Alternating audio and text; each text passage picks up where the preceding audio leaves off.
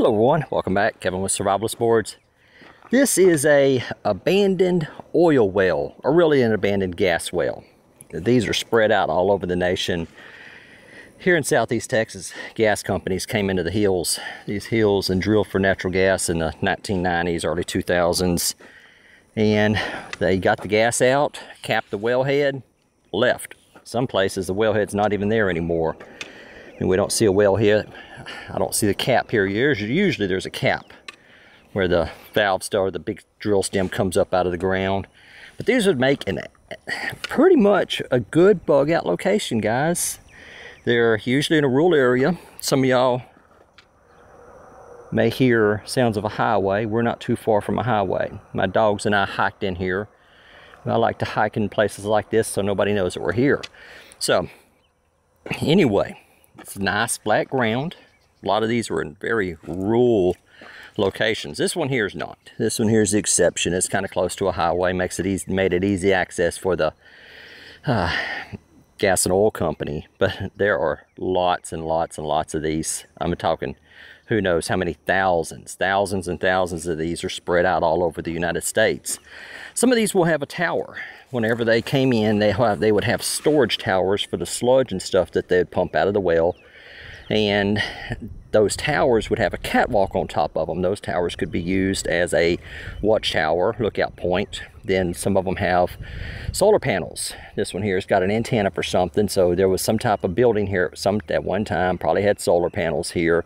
Then it would transmit data back to the main office. The kids come out here sometimes, go camping. People come out here, go skeet shooting and stuff. It's not uncommon to come out here and find places like this and find a whole bunch of shotgun shells, beer cans, stuff like this fire ring where people came out, may have gone camping, kids will come out here, go drinking and stuff. I mean, just kids doing what kids do. But a lot of these, you almost have to have a four-wheel drive or an ATV to get to. And a lot of them will have a pipeline going to them. Like this one right here, it's got a pipeline. Remember, we talked a long time ago about using pipelines as alternative bug out locations. Not alternative bug out routes. We talked about pipelines, power lines, old railroads, stuff like that. And to get the gas out of here, a lot of them had pipeline. Here's a pipeline that goes down and probably ties in another pipeline, but it's not in use anymore because the well's gone. Nice flat ground. You'll find pieces of steel and stuff, bolts, laying out here to be forged into stuff, like this bolt right there can be forged into stuff. You'll find little stuff like that laying around.